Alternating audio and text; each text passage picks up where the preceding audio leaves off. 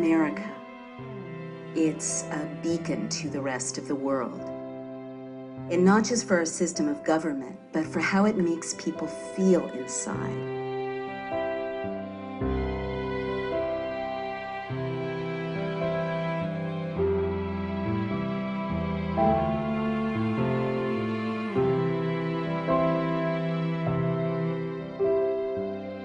What do you love about America?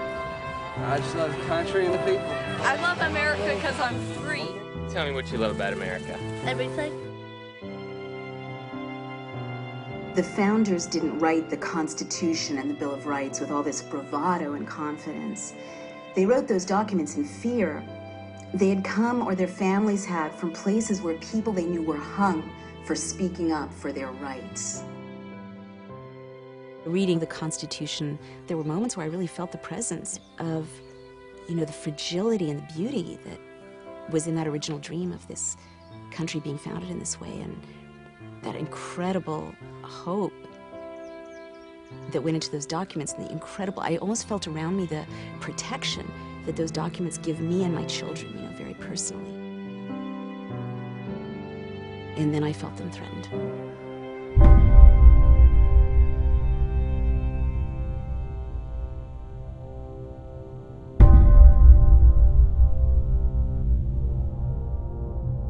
America and our friends will meet this threat with every method at our disposal.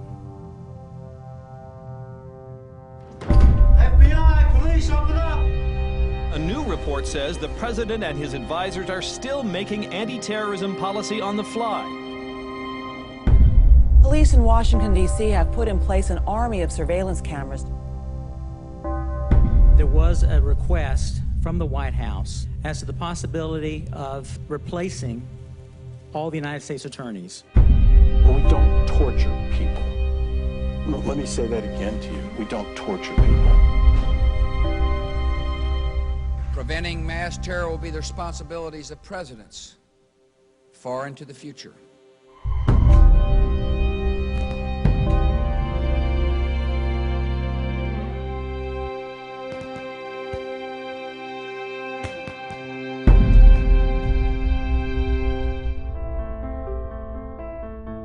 I've always been a writer, and I write about politics and social issues. Naomi Wolf is the author of several books, including the 90s feminist classic, The Beauty Myth. What's your name? Thank you. And I love that I live in a country where I can express my views without fear. But I wrote The End of America because I saw that changing. Best-selling author Naomi Wolf's latest book is called The End of America. My guest is Naomi Wolf. She is an enemy combatant. Comparing George Bush to Hitler is What I'm pretty, saying is it's that off there the are deep end. parallels. We're done. That's all we got. Naomi Wolf.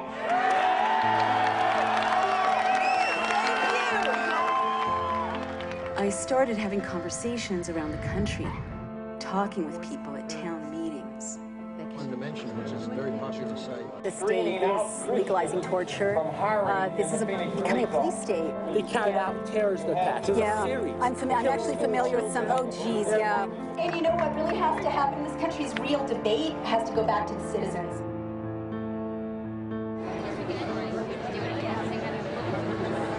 Traveling around America to warn people of this threat, I felt so strongly how each of us has a role to play in standing up for the Constitution. And I was really moved at how people from every walk of life wanted to stand up and fight.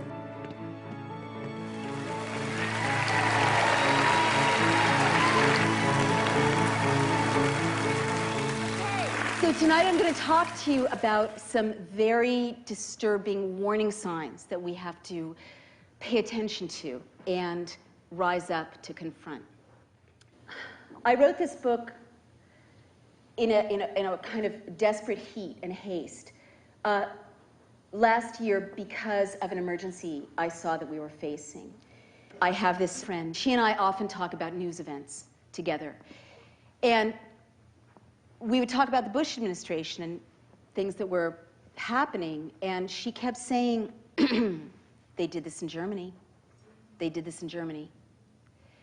And at first, really, I have to tell you, I thought that this was crazy talk, you know, so extreme and so out there, and, right? And I really dismissed it.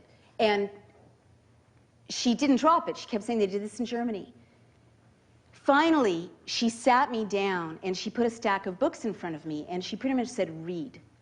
And I started to read. And as I read, literally my hair stood on end because sound bites and images and phrases were leaping off the pages and were current in the discourse around us. Little echoes from things like Homeland, the Department of Homeland Security. It used to be called domestic security, right? Homeland, Heimat, is a word that became current in National Socialist discourse in about 1931-32. The National Socialists pioneered the practice of unloading the war dead off of trains in the darkness of night so people wouldn't know the extent of the war dead. The media couldn't take pictures. This administration has also unloaded the war dead from Iraq off the planes in the middle of the night, a departure from practice. Blackwater, there was a paramilitary organization called Schwarze Wasser. And I realized from my reading that intently, strategically, systematically, a small group of people set out to undermine the Constitution, opening the door for the horror to come. And so what became so clear to me from my reading is that Germany in those years wouldn't have looked so different from today. I mean, we, tend to think, oh, Nazi Germany, it's like a Leni Riefenstahl film. But in fact, Germany in 1930, 31, 32 had gay rights organizations and human rights organizations and feminist organizations. It had celebrities. It had all kinds of newspapers, all kinds of debate, all kinds of dissent. It was a modern state. I didn't stop with Germany. I started to read about Stalin's Russia and Mussolini's Italy. East Germany in the 50s. Czechoslovakia in the 60s, Pinochet's coup in Chile in 73, and the Chinese crackdown on the democracy protesters at the end of the 80s. The same things recur again and again and again. Little subversions of people's rights, little constitutional changes. And I saw that the great dictators learned from one another what was essentially a blueprint for closing down an open society. And then it became clear to me that this blueprint is simple. It consists of 10 steps, 10 clear steps. And then what became so chillingly clear to me is that these 10 steps are in place in the United States today. Fear is the most devastating of all the threats we can have in a democracy. The language of fear will cause ordinary, decent people to do things that's not in their character.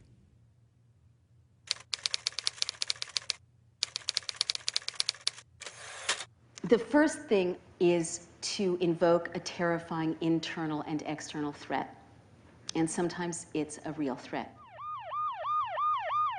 After 9/11, the Bush administration used a terrible crime against our nation to launch what it called a, quote, war on terror, end quote.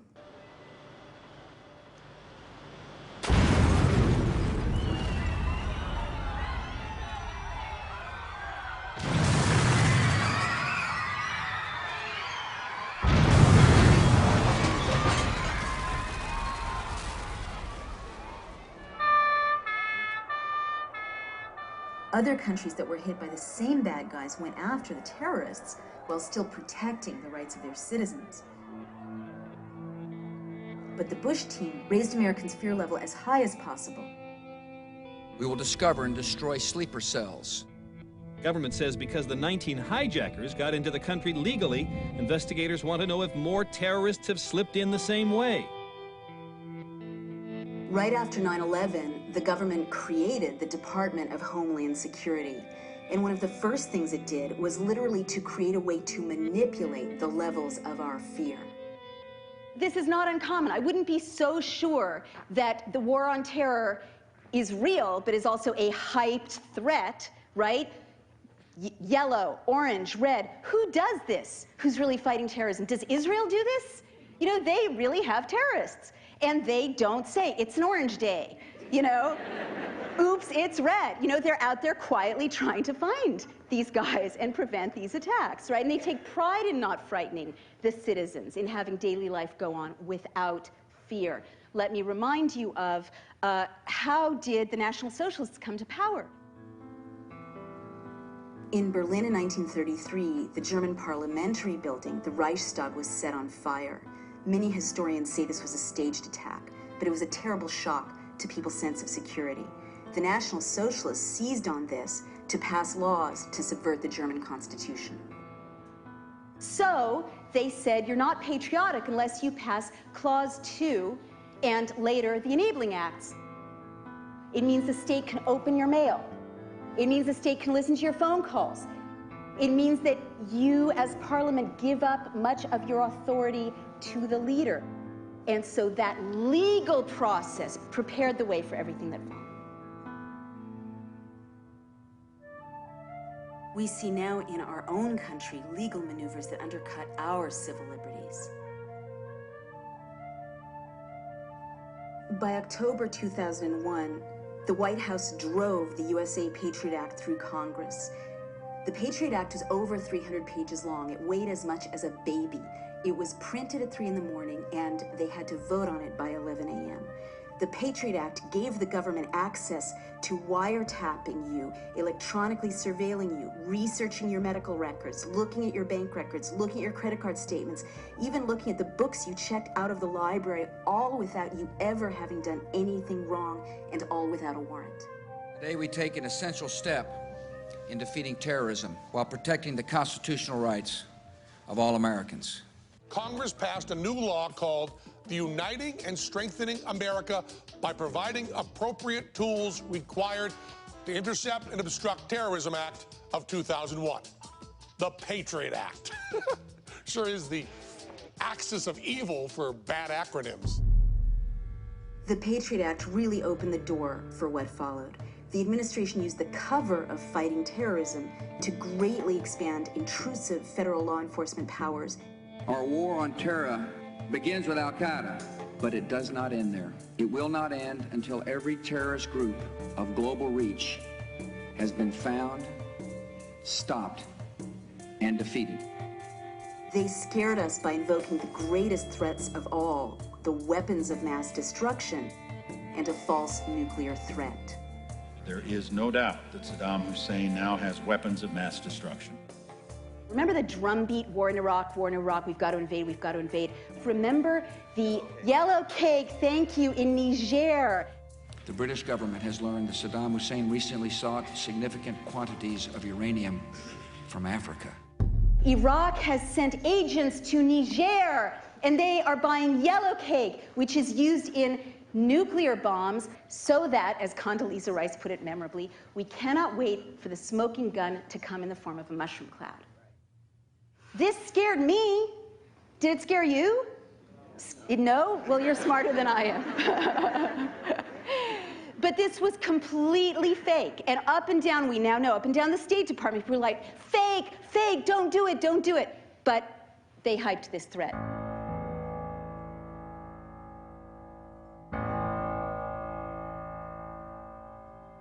This government does not torture people. We don't torture people. Khalid Sheikh Mohammed. We don't torture people. Waterboarding. We do not, I don't talk about torture. techniques, and we don't torture people. No, listen to me. I want you to listen to me.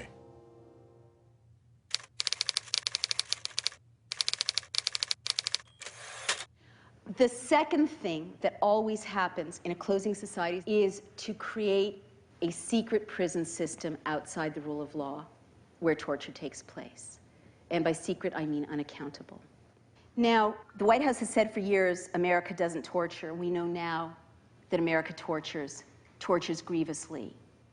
But now we know categorically that the torture was directed from the top, everything from directives to hang prisoners by their hands from the ceiling, electrodes on genitals, threats against family members, extremes of heat and cold, forced nakedness. These are tactics taken right from the Gulag. And we know there are black sites around the world where people are simply disappeared.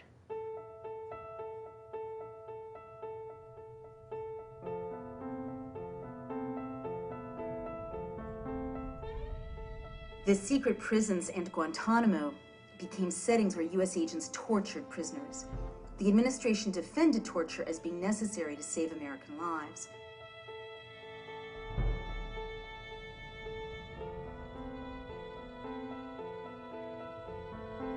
I wake up on November 14th, 2001, and I read in the Times that the president has issued what's called Military Order Number 1. And it is an order of the president's that he issues as the commander-in-chief, essentially says that the president can pick up any non-citizen anywhere in the world who the president thinks might be involved in terrorism. The hunt is on. They're enemy combatants and terrorists who are being detained for acts of war against our country. And that is why different rules have to apply. When people are unpopular, vilified, painted as devils, that's when rights get swept aside. So the administration sought to redefine torture. John Yoo wrote a memo in 2002 that was a semantics game, a really evil semantics game that sought to redefine torture narrowly to just two criteria. One was organ failure, and the other was that severe pain and suffering must be inflicted with specific intent. And anything less than that did not, according to this memo, constitute torture. Okay, look, you contributed to the writing of the 2002 memo. Is that right? Yes, sir. The memo was implemented at some point. Is that right? What do you mean by implemented, sir? What I mean by implemented is the guidance that was set forth in that legal memorandum was followed and put into action. Do you understand what I mean by implemented now, sir? So you're asking me, was the memo just told followed? Was the memo followed by... I'm not going to get into semantical games with you in this 5 minutes. I need you to answer the question or refuse to. The Army had for decades a manual on interrogation. It approved 16 methods of interrogation. Rumsfeld then directed to expand the 16 methods of interrogation to 35, and that started our downfall. I don't see people kind of bringing the nation to a halt in protest against what's being done to these detainees. And even decent people say that they can't get that worked up about it. I mean, these people are represented as the worst of the worst. So quite apart from the morality of the torture of prisoners in our custody, quite apart from the fact that the Constitution forbids cruel and unusual punishment, quite apart from the fact that it's against the law, U.S. law as well as international law. So why should we care that brown people with Muslim names are being tortured? We should care for our own sakes because of the record of history.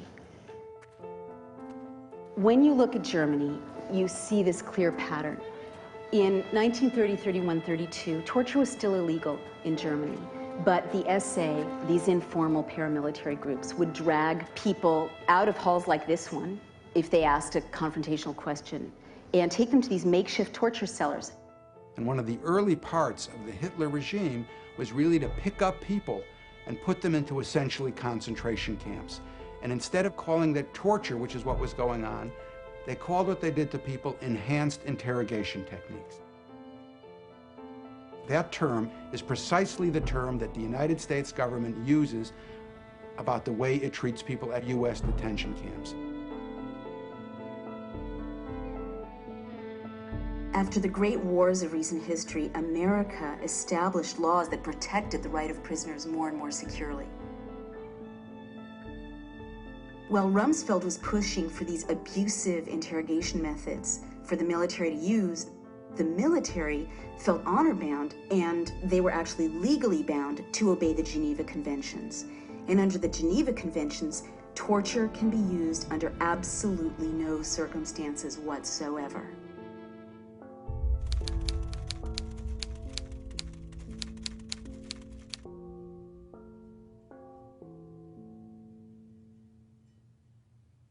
If you look at it pragmatically, does torture work? Does it do what you want to do, which is to save innocent life? And the answer is no, it doesn't. Waterboarding it is the same thing that Saddam Hussein did when he was head of Iraq. It basically didn't work, and it was illegal, and worse, it provided information that was completely wrong. You know, even the justification for invading Iraq, for killing hundreds of thousands of people in Iraq, was based on a lie. It was based on a false confession obtained through torture.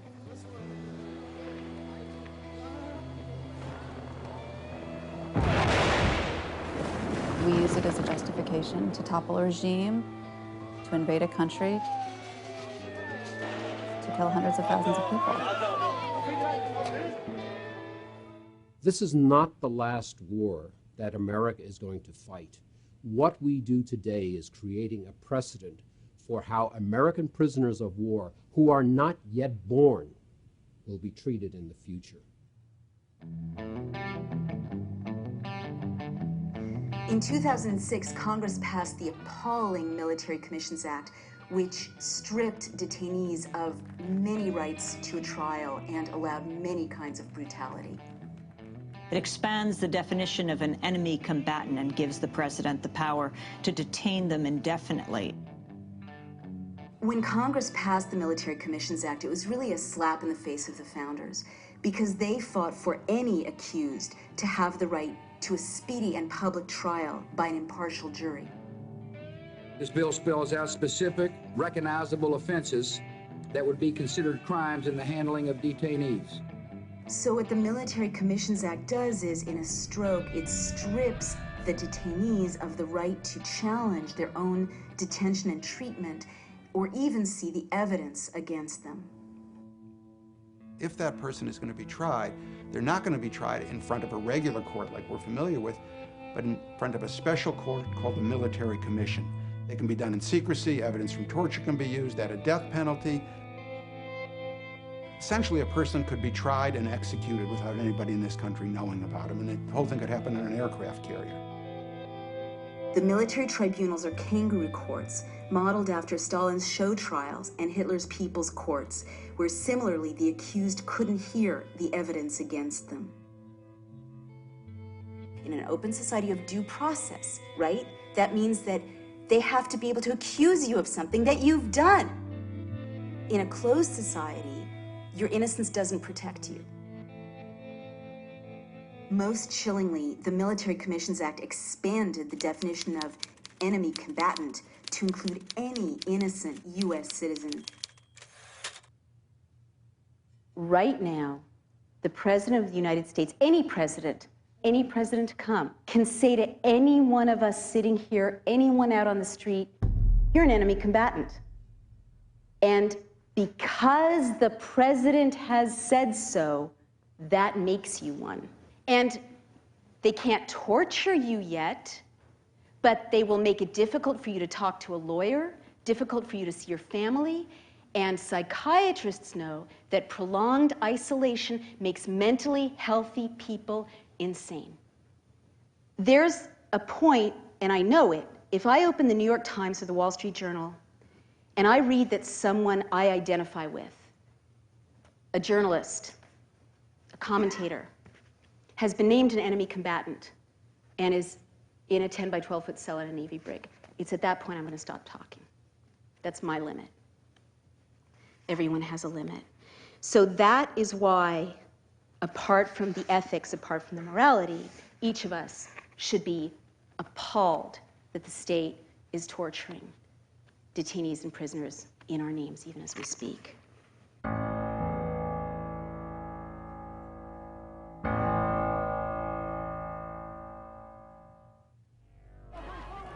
We have difficult work to do in Iraq. We're doing important work there. We need protection for our diplomats.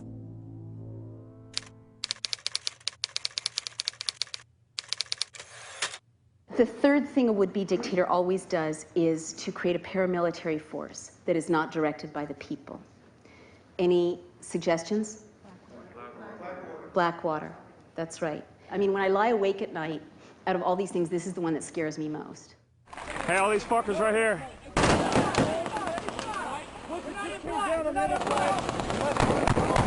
Blackwater is a paramilitary force headed by a guy, Erik Prince, with close ties to the White House. Erik Prince's family's wealth has contributed over $2.4 million to the Republican Party and its candidates. Blackwater alone has secured more than $500 million in federal security contracts since the year 2000. Two-thirds of those contracts are what is known as no bids. Who needs ammo?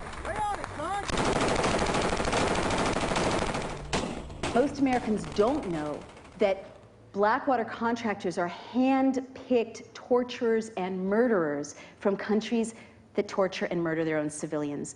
Do you have any qualms about hiring people out of Chile to participate actively in this war?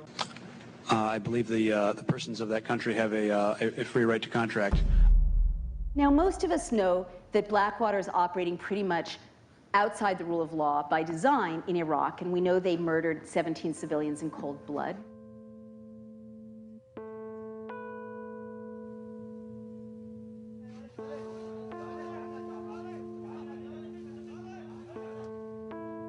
Having used security contractors in place of our soldiers and in a security capacity, we still haven't come down to the bottom line of how they will be held accountable.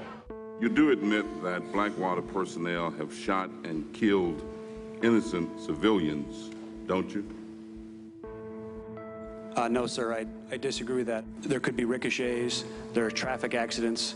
Yes, this is war.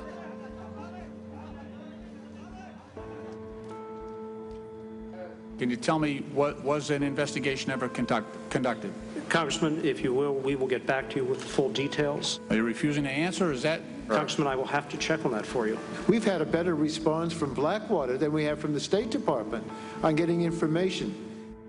It's a question of when things go wrong, where is the accountability? When the FBI tried to investigate, the State Department blocked the investigation. Now, when the state starts to protect its own murderers, a very dangerous corner has been turned. I asked your Secretary of Defense a couple months ago what law governs their actions. Mr. I was Rumsfeld, going to ask him. Go ahead.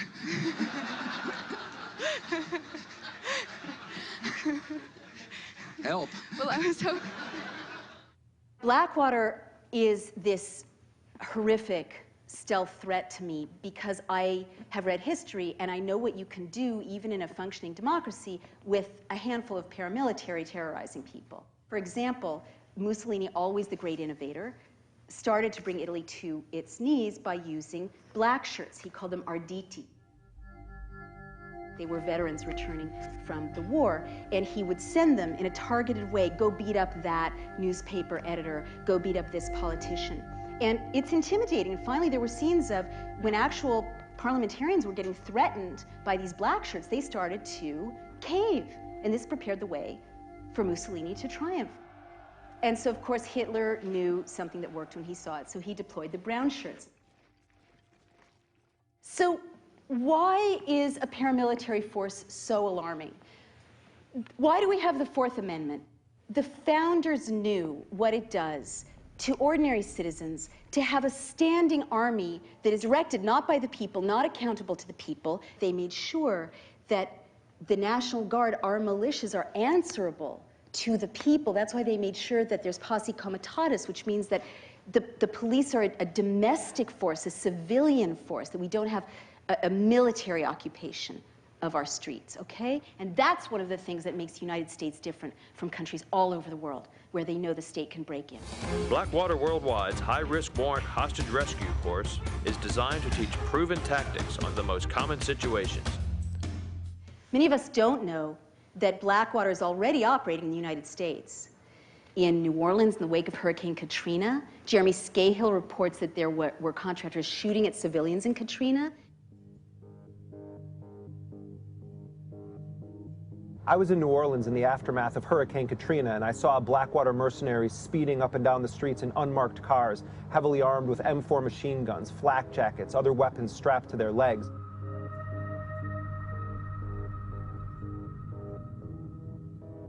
The nation's largest private security company may build a world-class training facility in Kootenai County. The Idaho Post Academy has signed a letter of intent to work with Blackwater if the company decides to build in the region. We feel Blackwater's reputation will hurt Idaho's reputation. This is the thing that keeps me awake nights. Out of all these steps, when I travel, I'm in Chicago, people say, oh yeah, Blackwater just established a beachhead in Illinois at the mouth of the Mississippi River. I'm in Southern California, people in San Diego are like, yeah, we're just fighting this really hard fight because Blackwater wants to establish a presence along the border, getting into border control. And their business plan calls for them to be increasingly active, monitoring protests. Their website has a focus on Midtown Manhattan. A paramilitary force. You can't close down an open society without one.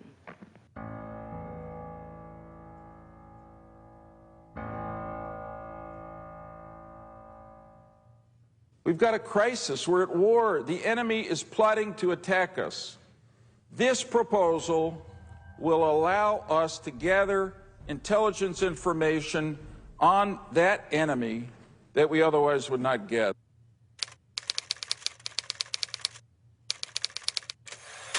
Another sign of a closing society is when government starts to surveil ordinary citizens. Mussolini pioneered this.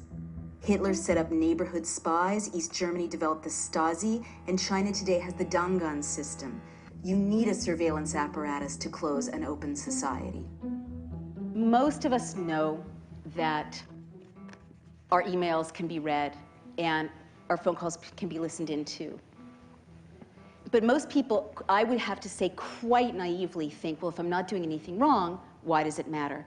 All you have to do is read history to know that in a closing society, you don't have to have done anything wrong.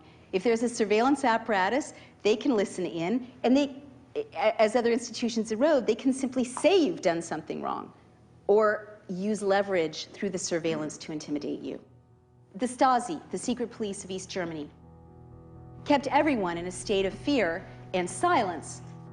For years, everyone thought they had a Stasi file on them.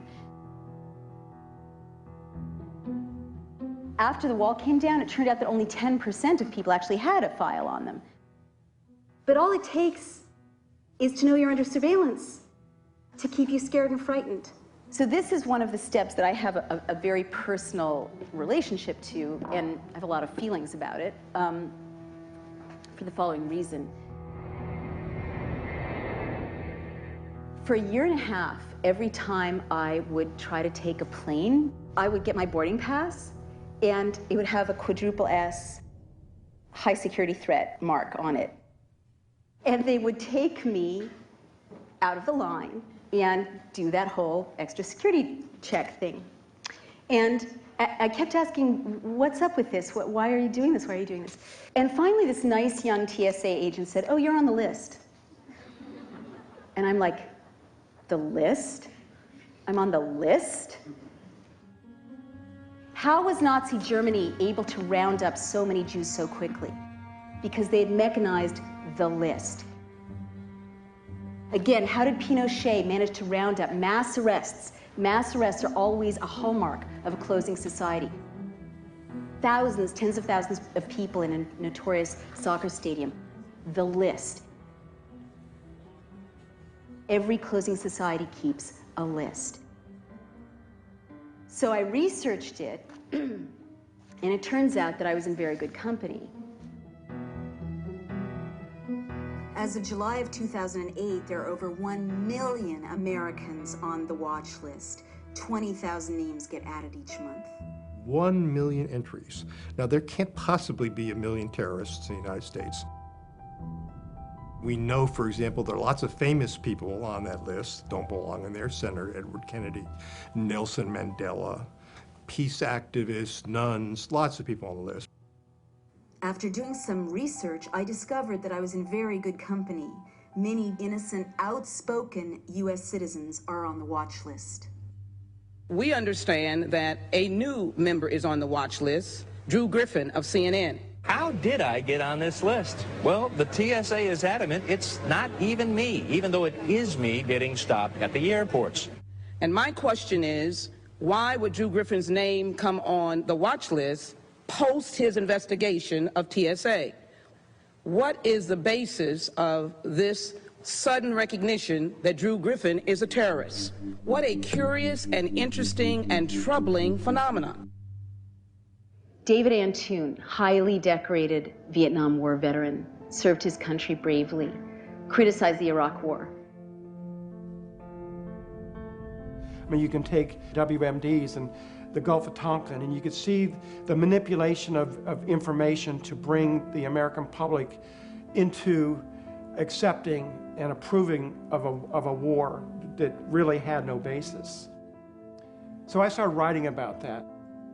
It wasn't long thereafter I noticed that every time I would purchase a ticket and board a flight, I would receive boarding passes with 4 S's on them. Every time I travel, every time my children travel, every time my wife travels.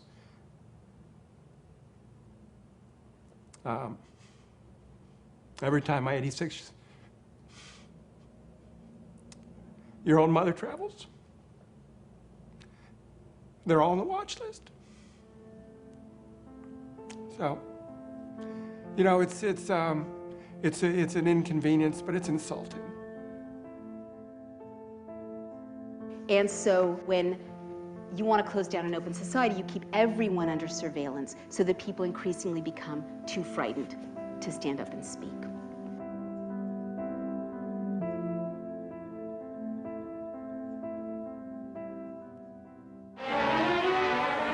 To one of these meetings came a young FBI agent, bringing with him, concealed among groceries, a portable radio transmitter. The ties of blood that bind us to the German fatherland can never be broken.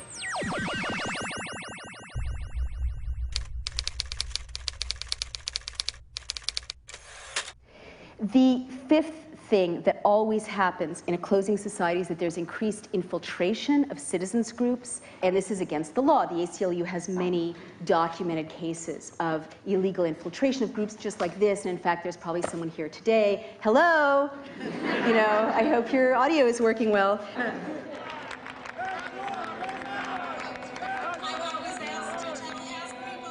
In 2004, at the Republican National Convention, the New York police spied illegally on anti-war protesters.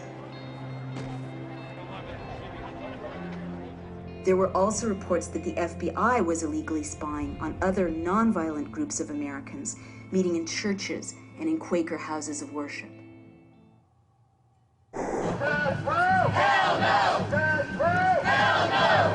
State police documents obtained by the ACLU reveal that undercover cops infiltrated local groups opposed to the death penalty and the war. The internal documents show that nearly 36 times, undercover state police officers covertly took part in protests, like this one in November of 2005. Sports writer David Zirin was part of a group that successfully pushed for a moratorium on the death penalty in the state of Maryland. What he didn't know was that the state police had sent undercover agents to monitor this group of American citizens' legal activities. In the meetings was somebody who was known to us as Lucy. And Lucy would sit there. She was, the word that keeps coming to mind was peppy. Like she would sit there with a big smile on her face and ask lots of questions and take notes. It was always the most basic questions like, wow, why are we doing this? Why about, like the kind of questions that you're happy that somebody who's new to a group asks. And he found out later that it was Lucy who was the spy. It's obvious that they made the conclusion that nothing illegal was going on here, and yet they continued to monitor our email list. They continued to come to our meetings. That's the thing that's so upsetting about this, is that this idea that some people deserve to be watched and some people don't. People should ask that question about, well, where is my Homeland Security money going? Is it actually being used to keep us safer, or is it being used to stifle dissent? We know that when you go to your anti-war group or your environmental group, there may well be someone there, and this is right out of COINTELPRO. We did this in the 60s and 70s until there were laws against it. Congress took action. Those have been undone. But in your local group, there's going to be some really, think about that really troublesome person who's always trying to start a fight. You know, this is a tactic to send agents in who look and dress like ordinary citizens, activists, but who are there to cause trouble, to make it difficult to move forward, to break up the group, to smear people. Surveillance and infiltration, it's the way the state messes with people's minds to make them psychologically unwilling to stand up for themselves or even trust their own reality. It's a psychological pressure point and not just a tactical one.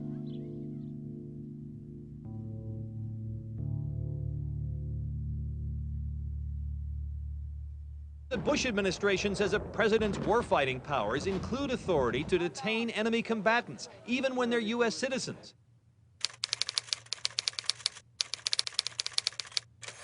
The next thing is to arbitrarily detain and release citizens. And again, this is an intimidation tactic. Pinochet did it, the National Socialists did it. Do you guys remember James Yee? Chaplain James Yee, a U.S. citizen, was assigned to Guantanamo Bay. He dared to speak up against the mistreatment he saw there of the prisoners. I raised concerns about the abuses that were occurring, how specifically religion was being used as a weapon to try and break these individuals. And then a troubling incident occurred. Captain James Yee was arrested after he was caught with classified documents and diagrams. Chaplain James Yee was returning from service in Guantanamo. As he got off the plane in Florida, he was detained. Much of what they were looking at were articles that I had printed off the internet. I had been enrolled in a master's degree program, and I was doing a research paper on the Syrian president. Almost immediately thereafter, I was then accused of being a terrorist spy and thrown in prison. I was locked away in a single solitary cell in Charleston, South Carolina, the very same facility where the U.S. government holds what they term U.S. citizen enemy combatants. I was worried that I was going to be falsely convicted of these heinous crimes and then wrongfully put to death, whether by the electric chair or some other means. James Yee was held in solitary confinement for 76 days. But now this guy is out of prison, and every time he crosses a border, they take him and hold him and release him.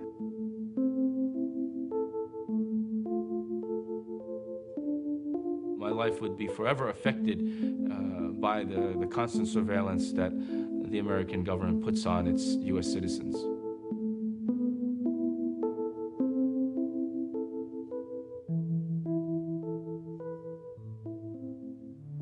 Maher Arar, software engineer. Maher Arar, a Canadian citizen, had been vacationing with his family in Tunisia. As they were flying home, he was taken at the airport and separated from them. I was pulled aside by immigration officials. They took my fingerprints, my photos. All of a sudden, FBI officials came and started interrogating me. He was stopped at JFK, pulled out of line, interrogated all day, and then taken to the Metropolitan Detention Center in New York. This father of two was held in solitary confinement for 2 weeks. He repeatedly asks for his attorney. He tells them he'll be tortured in Syria. He tells them he doesn't want to go to Syria. He was then taken via Jordan to Syria, where he is detained for a year. There was no light in there. It was 3 feet wide, 6 feet deep, and 7 feet high. It was a torture chamber. He was whipped with an electrical cable. He was interrogated for up to 18 hours a day. First time they beat me, I was in the chair. He showed me the cable, and he started beating me all over my body. No one knew for the first 2 weeks in Syria where he had been removed because the U.S. government wouldn't tell people. Maher Arar was kept in a grave-like cell and tortured for over 10 months. He was then released, and no charges were ever filed against him. I still have fears. I don't take the plane anymore. I don't fly. I have not been able to find a job. They ruined my life. They ruined my life.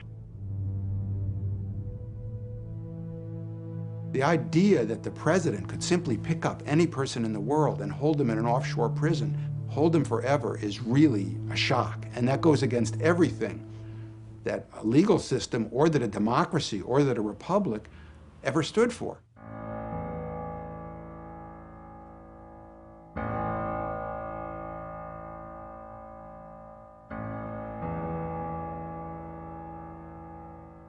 Wir haben ein deutsches Theater, einen deutschen Film, eine deutsche Presse, ein deutsches Schrifttum, eine deutsche bildende Kunst und einen deutschen Rundfunk.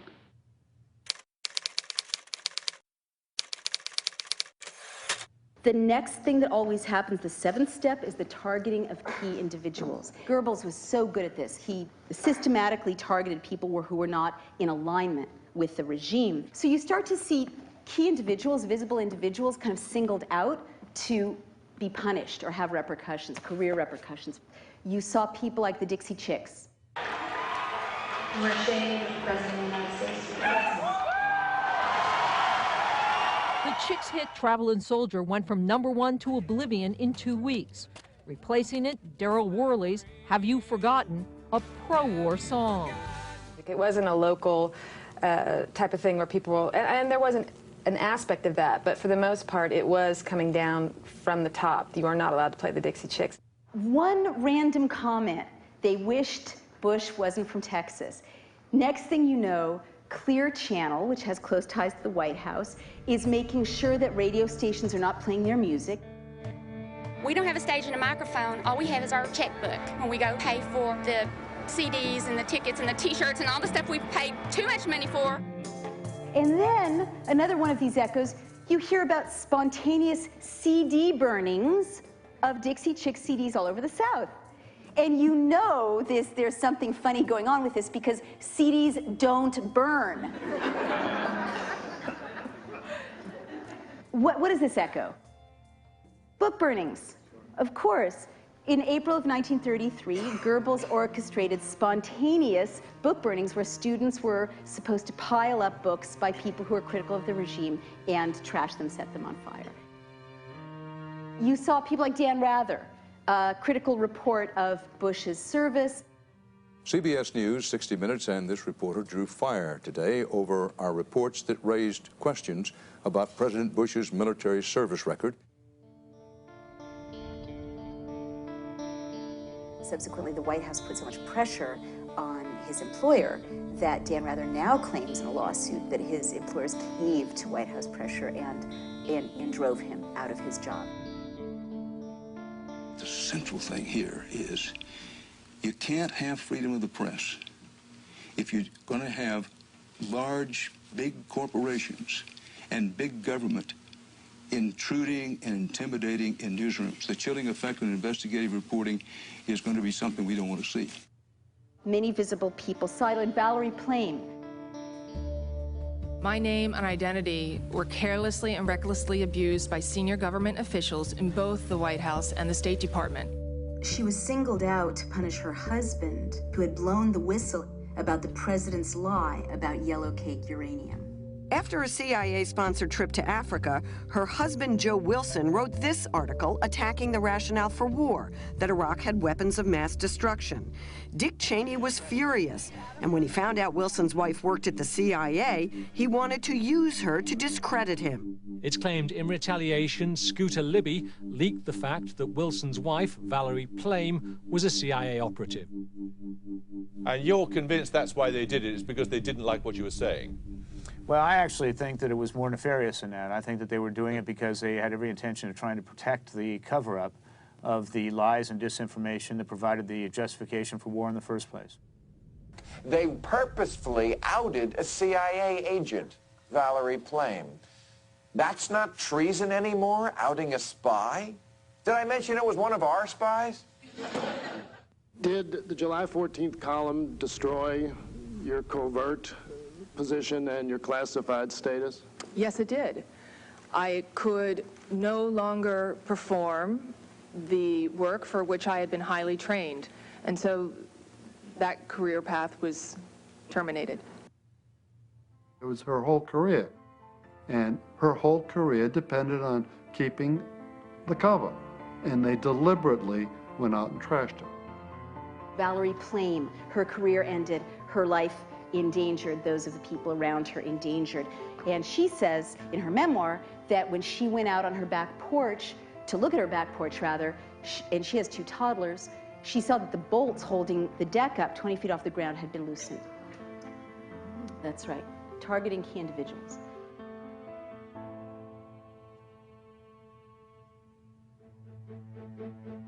Prosecute the Tars!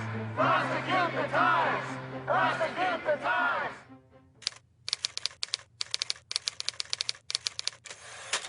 The next step a would-be dictator always takes is to restrict the press. Of course, this is really scary, you know, to me, but it should scare all of us. There can be no excuse for anyone entrusted with vital intelligence to leak it, and no excuse for any newspaper to print it. Bill Keller, the executive editor of the New York Times, chose to publish a story that revealed that the White House, under the guise of fighting terror, was secretly and illegally monitoring financial transactions through a Belgian telecom company called SWIFT. Some in the press, in particular the New York Times, have made the job of defending against further terrorist attacks more difficult by insisting on publishing detailed information about vital national security programs. There was this drumbeat of sound bites from the White House. Treason, treason, treason. Right-wing pundits and elected officials immediately called for the prosecution of the New York Times and its confidential sources under the Espionage Act. And I'm calling on the Attorney General to begin a criminal investigation and prosecution of the New York Times, its reporters, the editors that worked on this, and the publisher. Other pundits used White House sound bites that called for Bill Keller's prosecution on the basis of treason. Anybody who leaks or publishes classified data in a time of war in a highly successful program such as the SWIFT base, they should be tried for treason. If they were found guilty of treason, I would have no problem with them being executed. There was this soundbite: prosecute such reporters under the Espionage Act. Prosecute reporters who release classified information under the Espionage Act. Well, anyone who works in journalism knows that up and down New York and Washington, good reporters are transmitting classified information all the time because that's how they do their jobs. This is really scary when you've read the history of closing societies, because what immediately comes to mind is that in 1936 and 37, Nikolai Bukharin, the editor of Izvestia, the equivalent of the New York Times in Russia, was charged with treason by Stalin. He was tried in a kangaroo court in the Third Moscow Show trial and was in fact executed.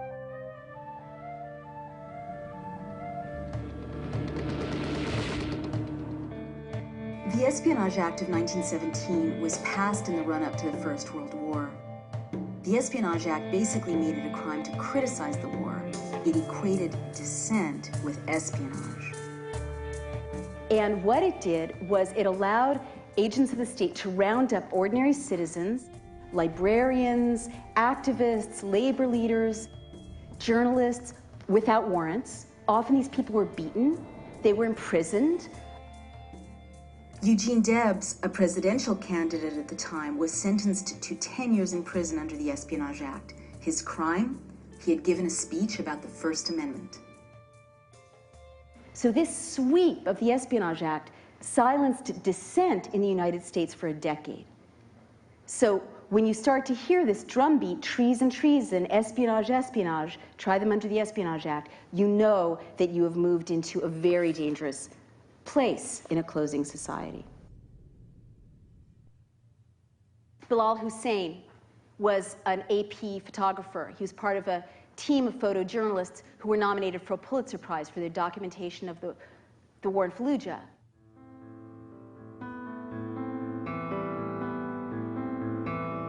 He was seized by the US military and held for over a year.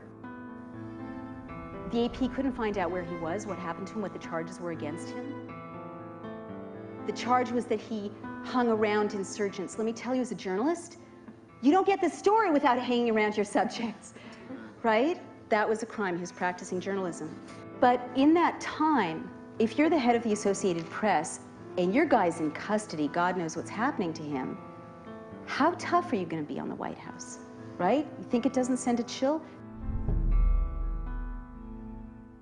Hussein has maintained his innocence, insisting he was only doing the work of a news photographer in a war zone.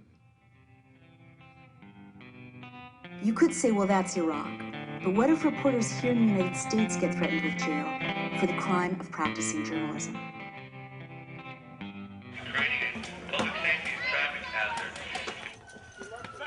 Get back! Everybody get back! Everybody step back! Another really scary example for those of us who are journalists here at home is Josh Wolf, no relation. He's an American freelance journalist who was jailed by a federal district court for refusing to turn over a collection of videotapes he had made during a political protest.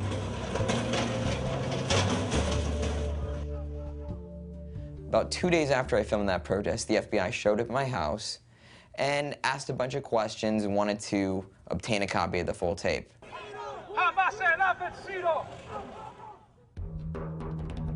Even after the FBI's subpoenas, Josh Wolf acted like a journalist and refused to turn over his sources. For this, he was sentenced to prison. I figured it would be the journalist spent the night in jail and they decided to drop the subpoena afterwards.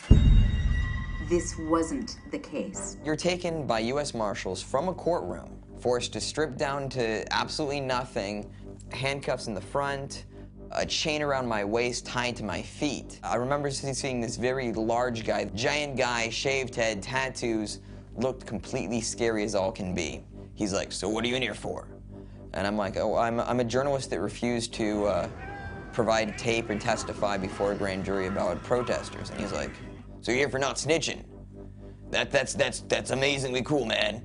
He's like, "Be sure to tell people about that. You'll get respect. You won't have anything to worry about." I'm like, all right, note to self, I'm here for not snitching. Josh served 226 days in an 8 by 10 foot cell. His sentence was longer than that for any journalist in U.S. history. The real risk, the real frightening fact was that the federal government was trying to obtain the identities of people who don't support what this government is doing, and using a journalist as an agent, a de facto agent, to do it. When I was speaking to intelligence officials about WMD in Iraq, they were willing to speak precisely because they knew that I would protect that confidentiality. And when you lose that ability to guarantee somebody's, to protect your sources, then you lose that information. Ultimately, it's the public as a whole that loses.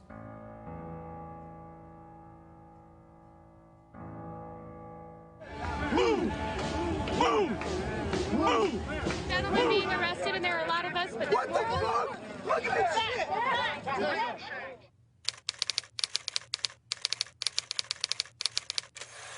The 9th step is to recast criticism as espionage and dissent as treason, and you see this more and more.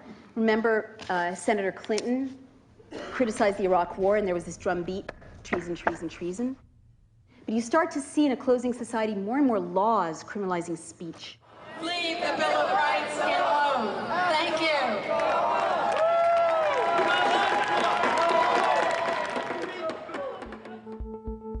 We already saw the White House use laws to silence dissent. If you're charged with the Espionage Act, you can be sent to prison for 10 years. So if you're charged with treason, you can be executed.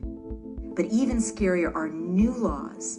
One that's been passed redefines protest as terrorism, and another that's been proposed simply criminalizes free speech.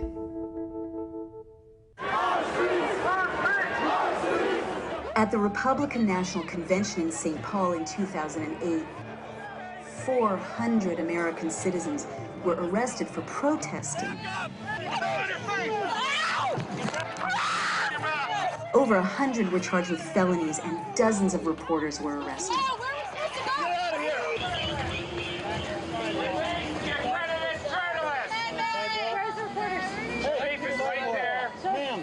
Release the accredited journalist now! From the convention floor. You are violating my constitutional right. You are violating now. Sir, I want to talk to you. Arrest her. Do not arrest me. Right, sir. Do not arrest me.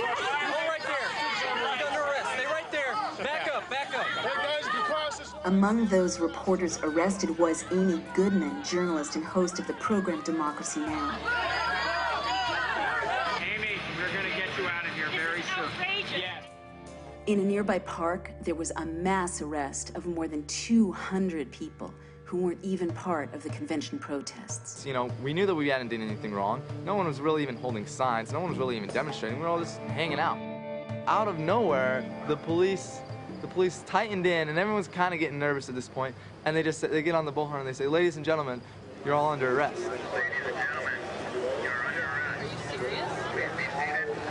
I'm seeing families and you know, kids with University of Minnesota shirts and and at that point, no one really believed it.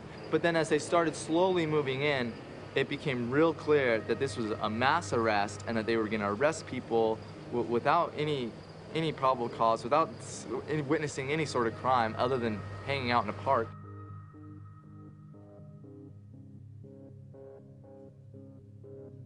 Under the Minnesota Patriot Act, 8 American citizens protesting the convention were later charged with terrorism. Get back, man.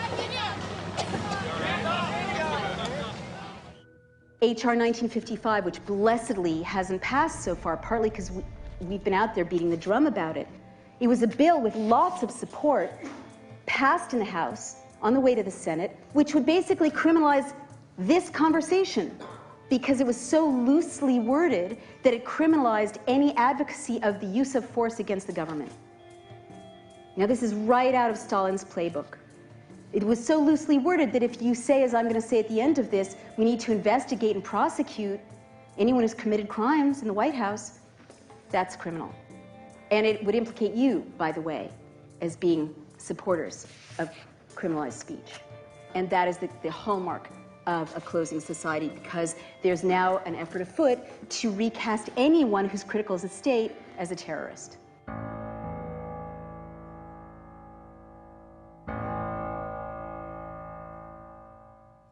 Some members of Congress want to know why President Bush claims he can sometimes just ignore the law if he feels like it. This president's theory of his power is now, I think, so extreme that it's unprecedented. He believes that he has the inherent authority to violate federal law.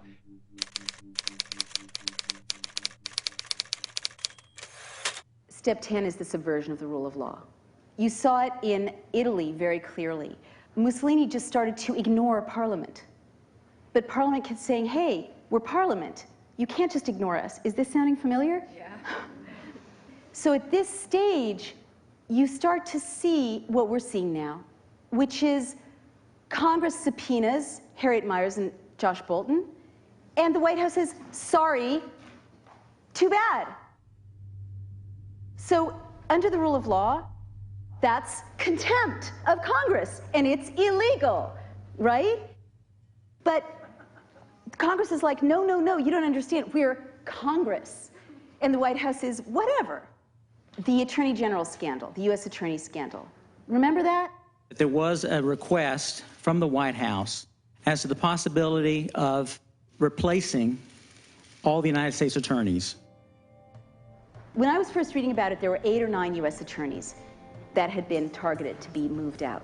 And I was reading Goebbels, so I thought, I bet they tried to purge them all. And sure enough, the missing emails that we can't surface, they're gone, would show testimony proves that there was discussion about purging all the U.S. attorneys at once. So why is this relevant? Again, in 1933, this very critical year, in 1 month, Goebbels purged all the attorneys and the judges, and he replaced them with his own guys. Once you do that, you can still have elections. You can still have a judiciary. You just don't have freedom. The president, with signing statements, which he's used more than any other president, basically says, sorry, Congress, I don't care what you think. Senate Judiciary Committee Chairman Arlen Specter is holding hearings on Mr. Bush's use of something called bill signing statements. The president reserves the right to revise, interpret, or disregard a measure on national security or constitutional grounds. President Bush has done this 110 times to challenge 750 separate laws passed by the Congress. The signing statements represent a fundamental failure of the Congress to utilize its constitutional authority, and the widespread practice has now come into play where the president signs and issues a signing statement undercutting key provisions of the legislation.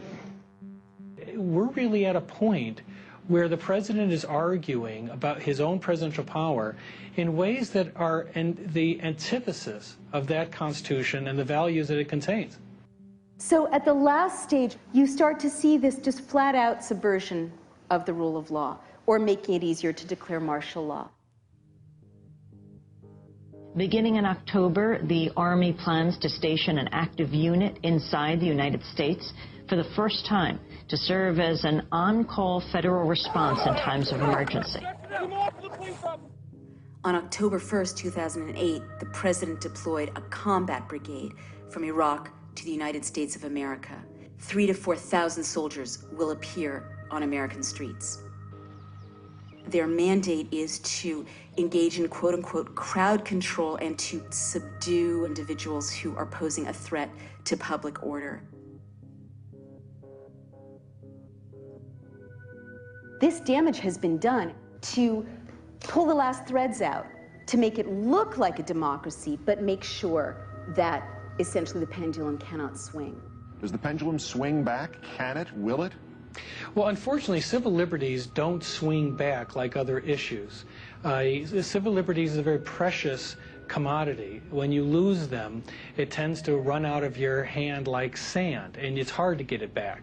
Once we lose these powers, once we lose these separation of the branches of government, no executive is going to voluntarily say, okay, Congress, you can have your power back. Citizens, you can have your power back.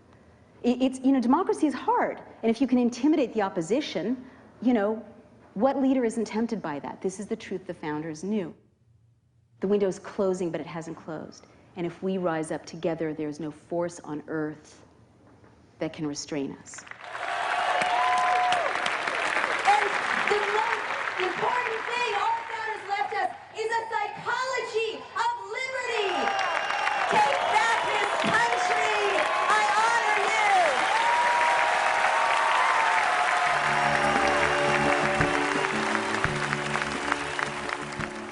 That rule of law feels to me that it's been grievously injured in the aftermath of 9/11. And I hope that we're going to come to a time when we have some kind of a national commission that will look back at what we've done and will begin to repair that damage.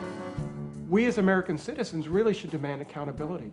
We should. We need to get the American people involved and educated and to have some knowledge as to how to vote and on what basis decisions are made.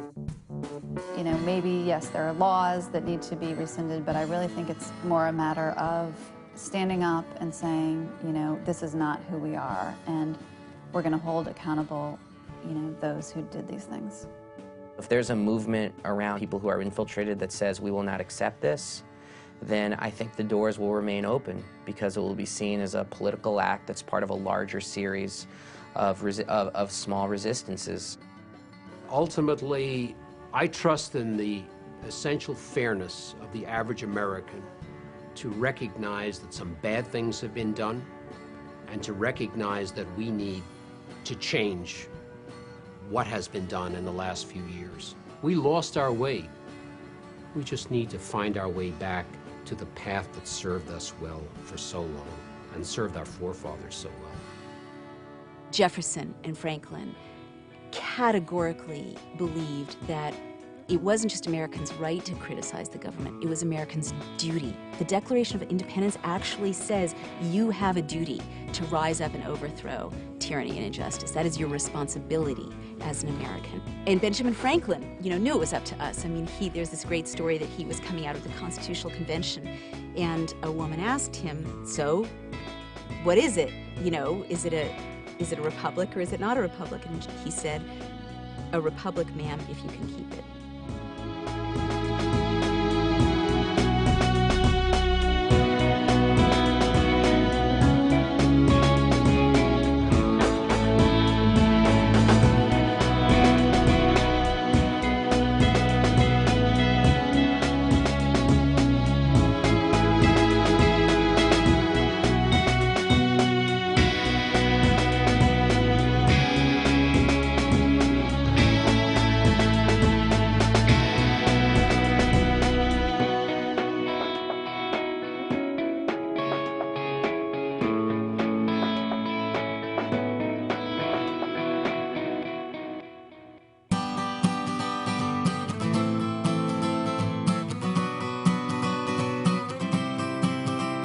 It's a quote from Edward Abbey, and it says, "A patriot must be ready to defend his country against his government."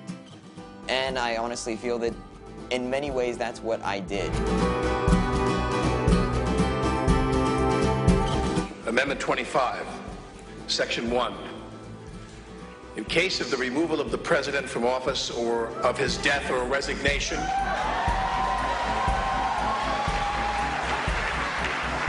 the Vice President shall become President.